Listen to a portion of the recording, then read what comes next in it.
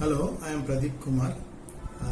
ముఖ్యంగా protein, all plant protein గురించి నాకు చాలా ఇష్టమైనటువంటి ప్రోడక్ట్. ఎందుకంటే ప్రోటీన్ అనేది మన శరీరానికి ప్రతి అవయవానికి, ప్రతి సెల్కి అవసరమైనటువంటి వైటల్ ఇంగ్రీడియంట్ అన్నమాట. సో ఆ ప్రోటీన్ అనేది మన హెయిర్ గ్రోత్కి కానివ్వండి, బోన్ గ్రోత్కి కానివ్వండి, ఈవెన్ లోపల జరిగే